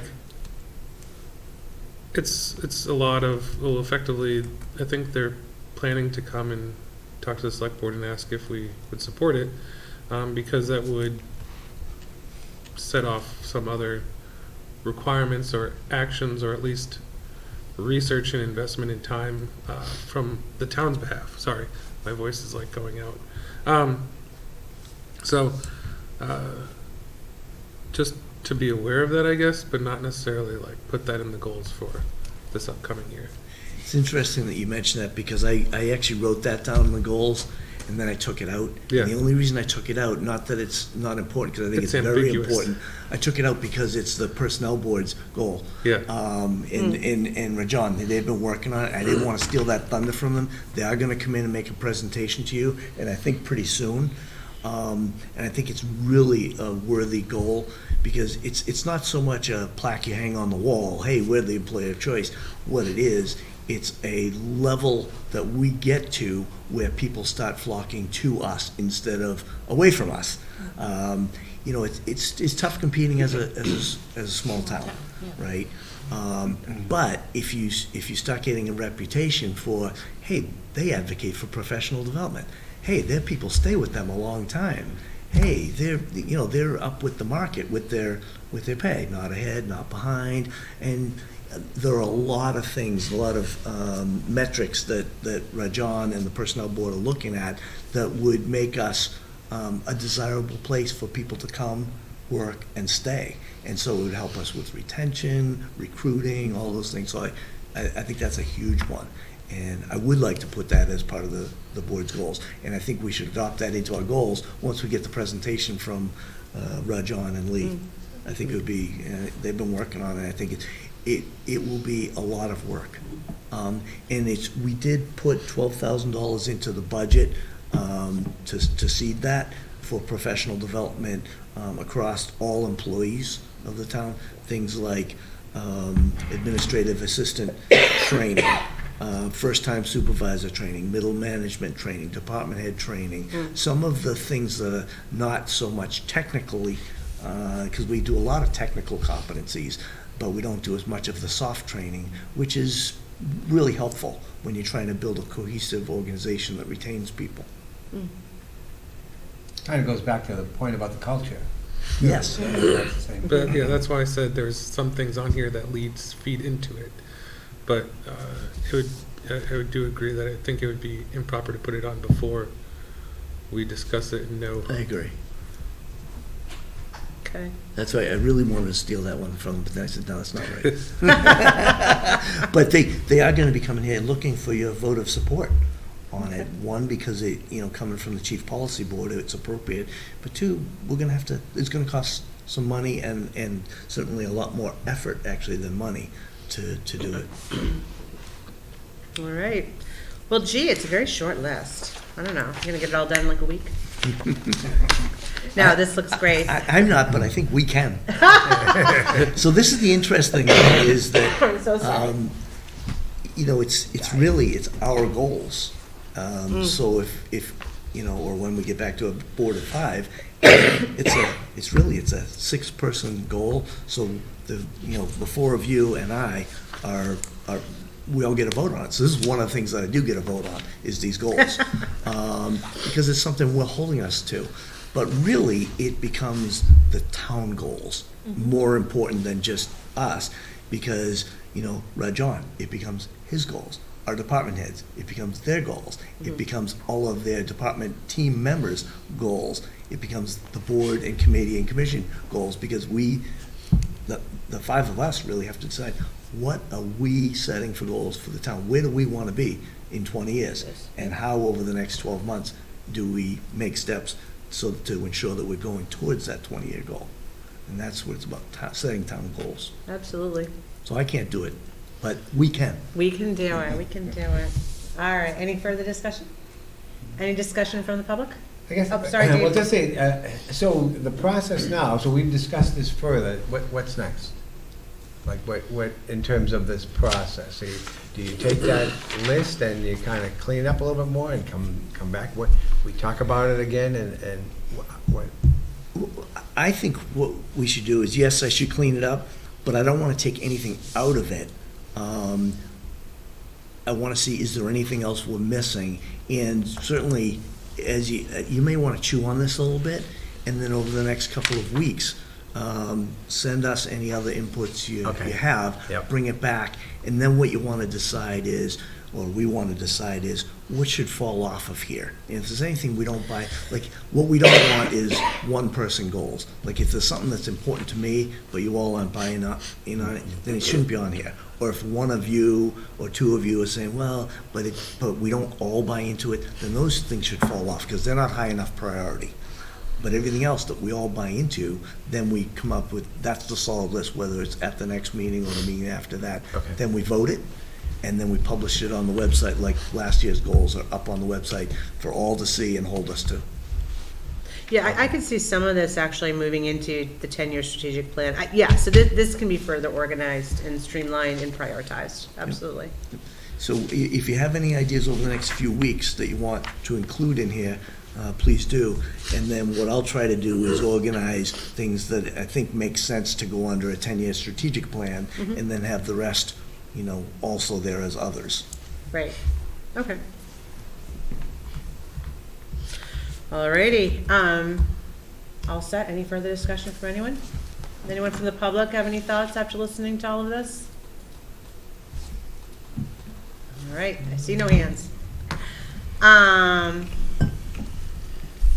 just seeing who was on the list. Oh, Sean was there. The fire chief was there. I was gonna ask him if he was ready for tomorrow, just because I know he wasn't there earlier when we were talking. All right, well, let's move on then. Next discussion, town employee health insurance update. Mike, you alluded to this a little bit when we were talking about the warrant, if I remember right. Yes. So go ahead and pick it up. Yes, so what I wanted to give was an update on where we are with the town employees' health insurance.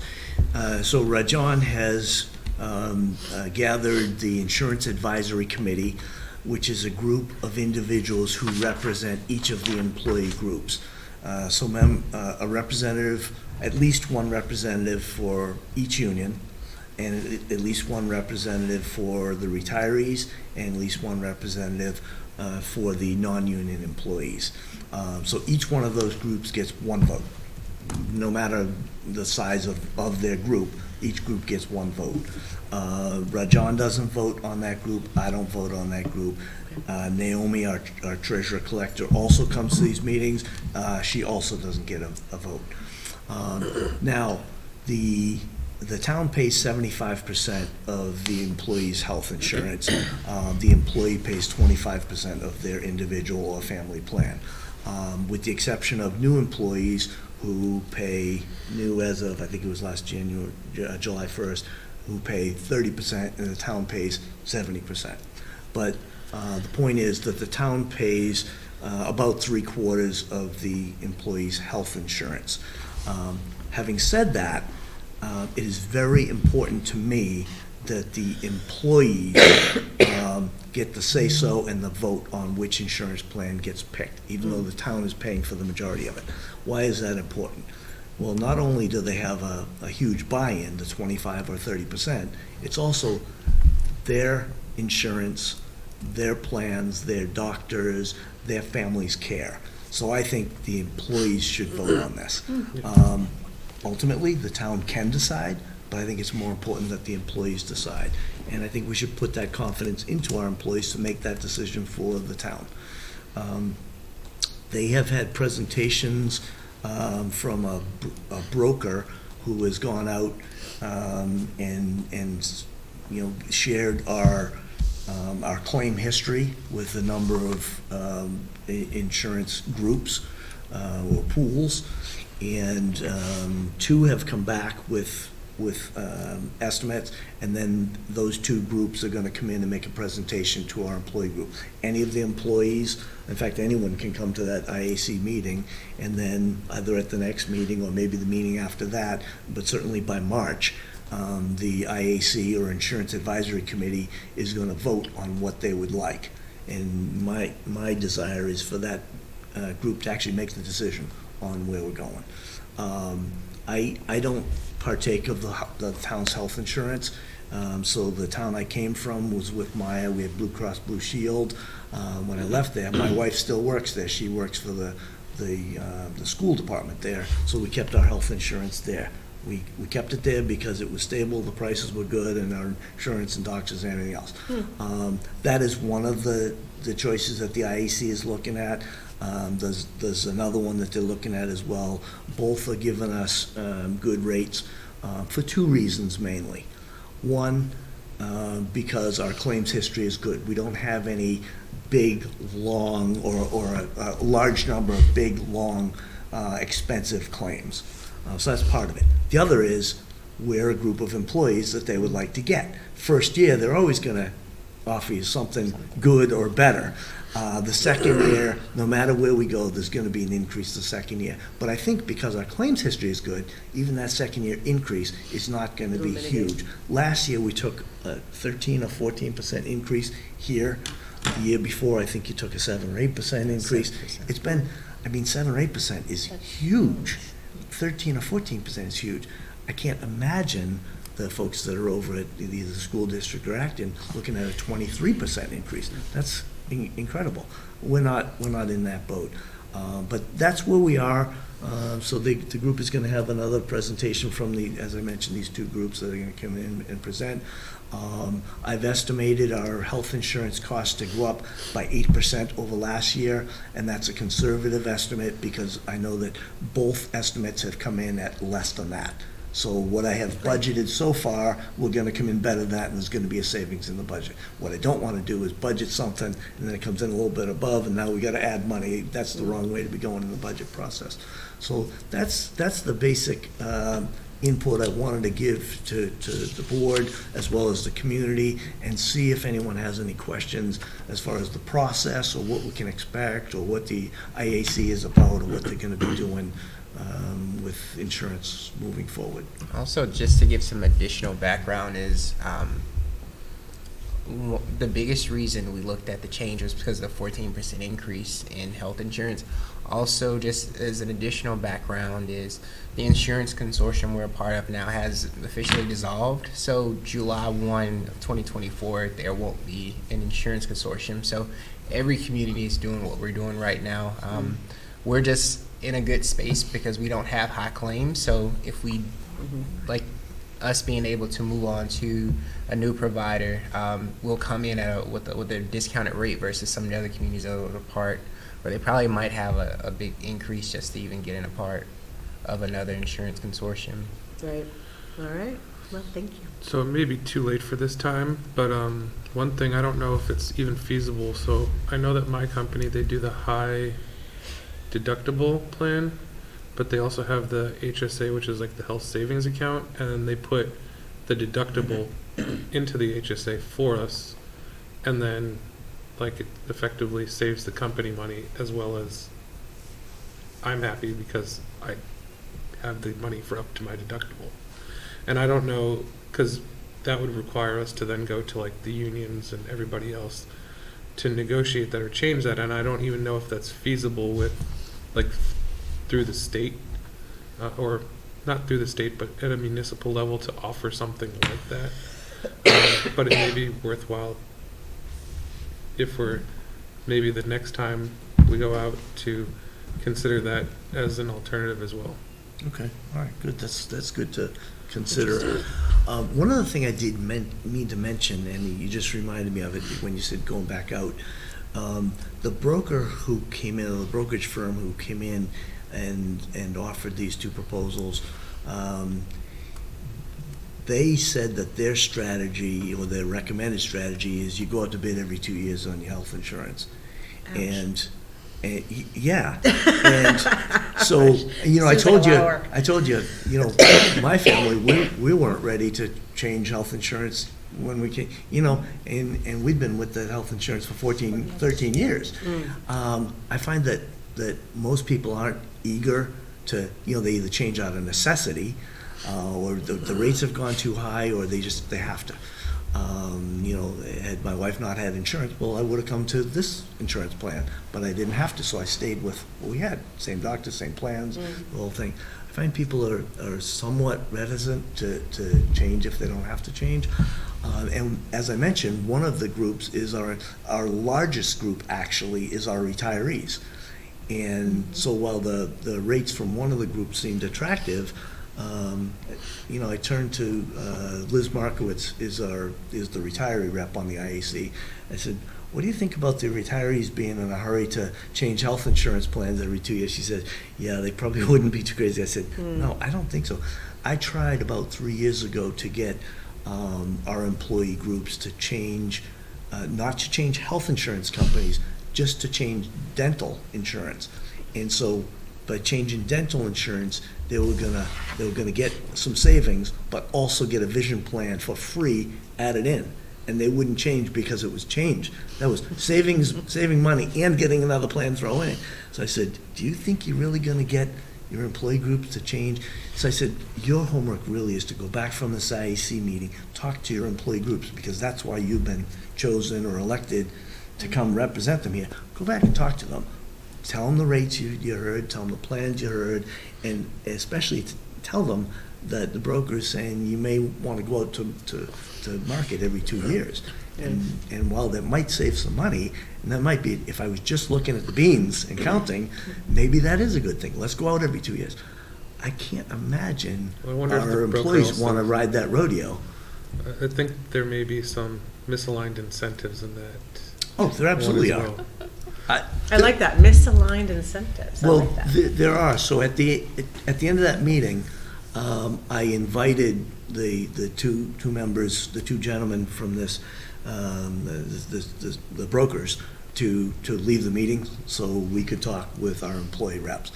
And we talked about some of those misalignments. I said, they are incentivized to try to sell you something.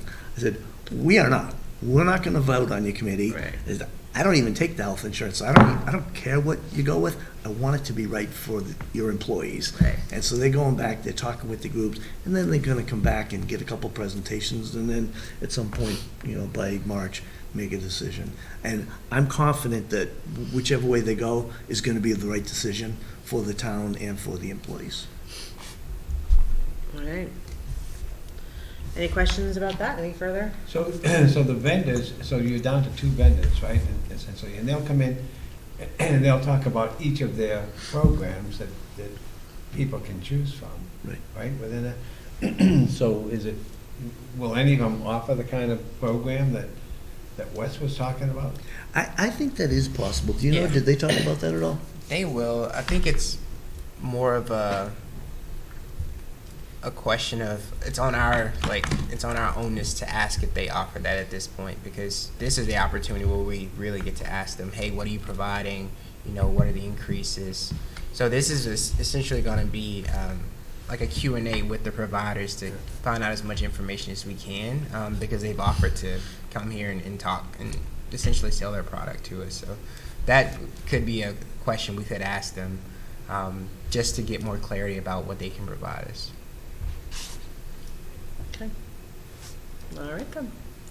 Because, I mean, I don't know if we have HSA, but it is a nice tax-free vehicle for employees as well if they want to contribute over the minimum, because effectively, for those who don't know what it is, it's a health savings account, so it's federally tax-free, and you can put money into it before you pay taxes on it, and then after, I think if you have $1,000 or more in it, you can invest it, so it grows like a savings, and it stays with you even if you leave, and so you can use that well into retirement, and any of the growth that it has tax-free for medical purposes.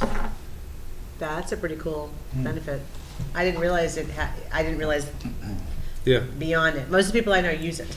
Yeah, no, I But do. if you're fortunate enough to not use it, but that's like you can amazing. put in like a certain amount, so like my company, let's say, they contribute whatever the deductible is, and so we have you have to have a high deductible plan to use one, or to be able to legally. What's considered a high deductible? I think it's like either 3,000 or 4,000. Oh, all right, I was gonna say 5,000. Okay.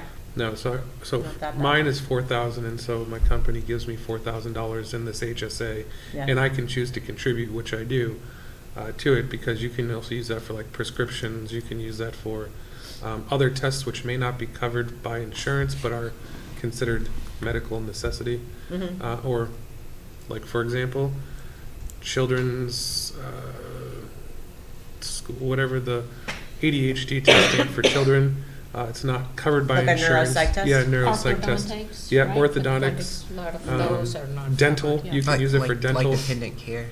Yeah. Oh, interesting. So I have seen these programs at the municipal level. What I haven't seen, though, is the ability for them to be portable or to carry year to year. And I don't know if that's because of the way that was managed So or if that's, it's not there's the allowed by law. FSA, so there's We have- two types. Okay, So that's the FSA as well. We FSA have, we is have one. FSA We have here. SDM. Yeah, so no, the FSA burns after the end of the year, but Yeah. the Right. HSA, you have to have a high deductible plan. Okay. We And don't so have that. We don't that have will that. stay with you for your Okay. own, until it goes to zero. So I haven't seen that, then. I've only seen the FSA plan, so Yeah, we'll we have to see. We have FSA currently. Yeah, We we'll don't have to see if HSA. Interesting, if though. the other one is allowable. Because then for the people that are younger, you can invest that money, and even the older people, you can still invest it, or invest a portion of it, and it stays with you. And you can effectively pre-tax put money into it, and then take it out at any point until you go, and then it gets passed down. Interesting. Okay, we'll look into that. Yeah, see if it's possible, and then see if the IAC has an interest in asking if that can be quoted. Good discussion. Okay. I'm thinking, I'm a small business owner, but it's like, all right, that's something I need to look into for my employees. That's kind of cool. Well, because the way that the company justifies it is that it's cheaper for them to have the high deductible plan and to put, let's say, $4,000 Yeah. into your HSA than it is to go with the more plan that pays more. Yeah. Yeah. All right. Thank you. Lots of good information there. All right. Anything else? No? All right. Next discussion, town menorah. So I was approached recently by a resident who asked me, would it be possible next year to put up and light a menorah in town? I said, I think that's a great discussion for the select board to have, and I'll bring it to them. So I put it on the draft agenda, asked Kristen if that would be something that she would like the board to discuss, and she said yes. I said, good, because I already put it on the agenda. And I'll give you a little bit of background. We had, at the town I came from, we lit a tree at the center of town, and I think they'd lit that tree for probably 100 years. Probably about 100 years. And about, I think it was probably 6 or 7 years ago, someone approached the town and asked, could we put up a menorah at the center of town also? And the gentleman who asked, he said, if the town would allow it, I would build it, and I would put it up, and I would light it and maintain it and the whole thing. And so the board discussed it, they voted, and they approved it, and it was fantastic. At the time, there were two Jewish members of the select board, and they actually weren't even the first ones to jump and say, yeah, that's a great idea. It was one of the other members, and the board approved it. This gentleman built it, and it became one of the other centerpieces of town. It was a great thing, and they actually shared some of their cultural and religious beliefs and things that they do for the holiday that many others, including myself, were not aware of. So I provide that to you as a backdrop for your discussion if this is something you'd like to entertain. Things like this sometimes are done as Eagle Scout projects. Sometimes I know there are also projects or service hours that National Honor Society students have to do. So there are ways to do that. Make it happen. If that's something the town would like to do. So this is a great time to then bring up moving the town Christmas tree over to the fire station and using the tree that's between the fire station and the police station instead of being up on the old town common. Lots of reasons for this, the parking, the fact that it's dark, the fact that the tree has become unwieldy. The reason we can't decorate it as well as it could be decorated is we don't have the vehicles, the truck's tall enough to do it. So when this kind of came forward, I started thinking about it. And first of all, I'm thrilled. Rather than saying no Christmas tree because it's not representative of the entire community, it's what can we add to represent everybody. So first of all, I love that idea. And I would even open it up to any other symbols, winter solstice, or, I don't know, whatever else people in towns are celebrating, could we bring it all down into that kind of, what I consider more the center of the community. It's not the town center, but the school, the police, the library, the fire, the center of the community, bring it all there. And I So, think that it would also be good there because it's right across from the school too.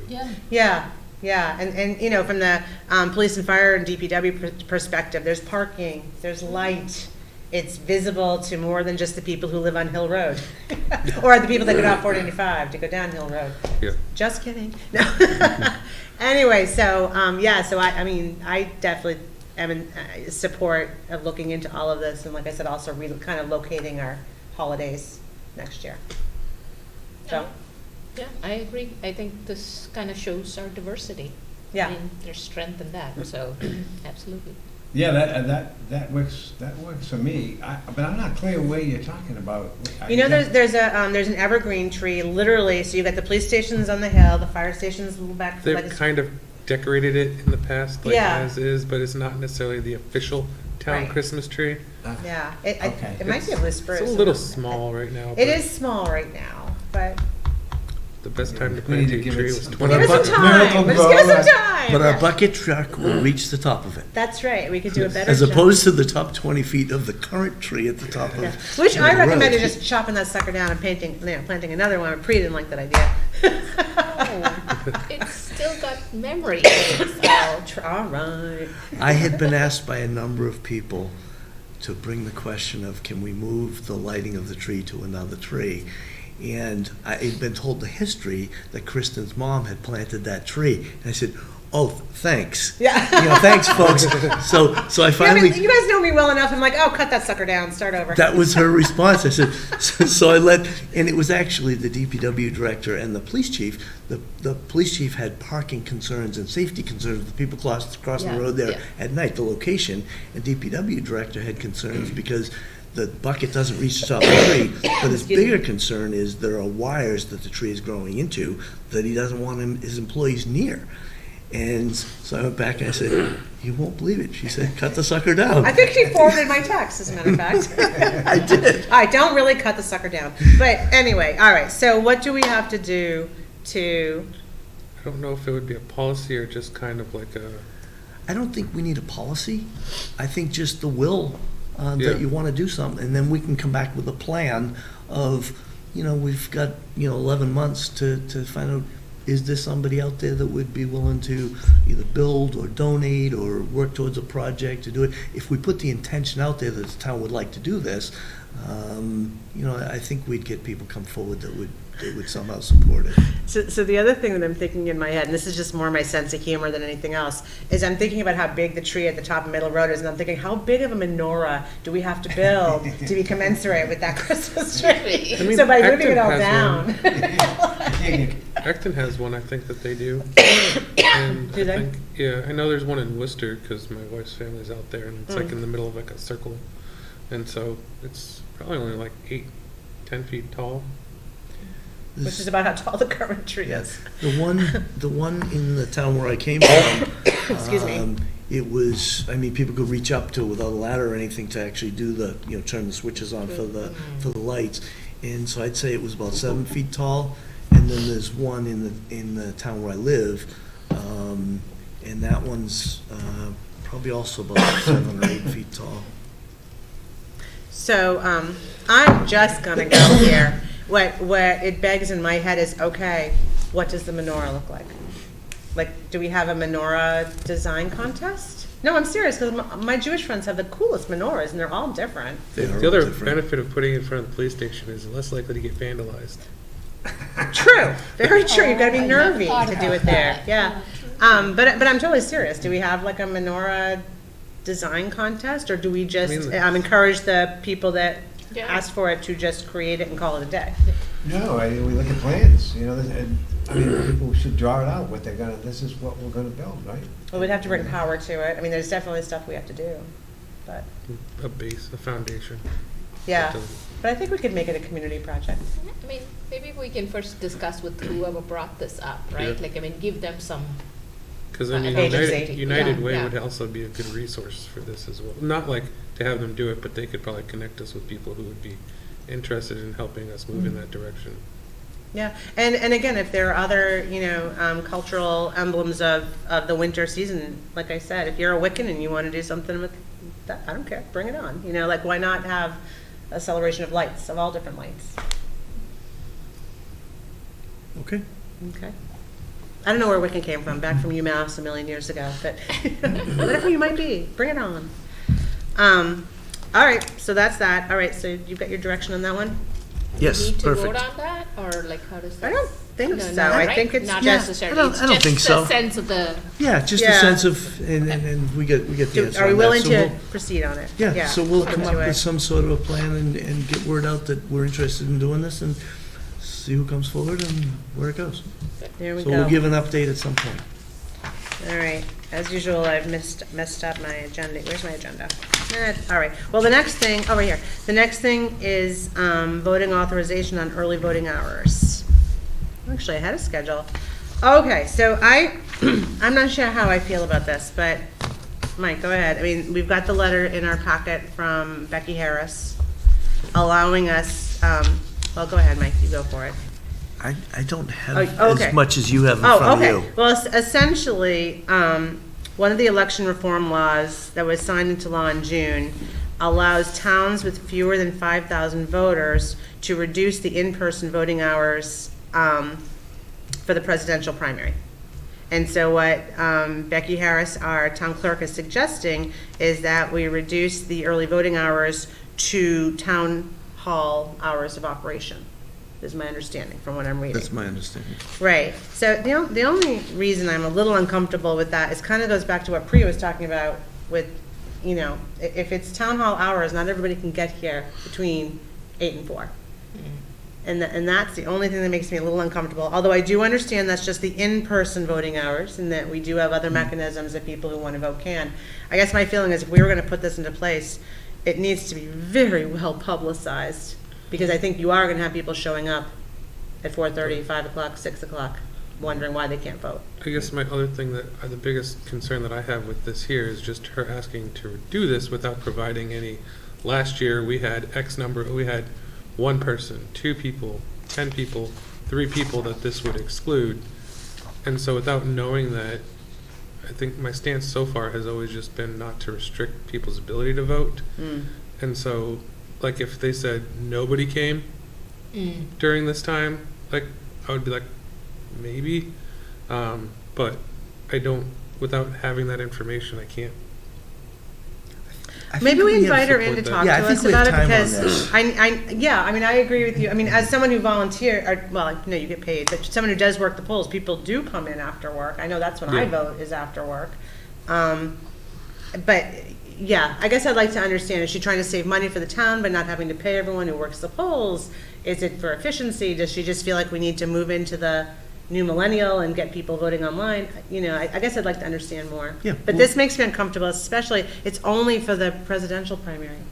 Yeah. Which 'Cause that's- also makes me feel like we're limiting access to voters for a Yeah. very important primary. Yeah. Yeah, so why don't we table it till the next meeting and we'll have Becky come in Come in, yeah. and give you a little more data. Yeah, please let her know. We just want more information so we can make a good decision. Makes But right sense. now, it's feeling kind of uncomfortable for 2 of us anyway. Yeah, No, I agree.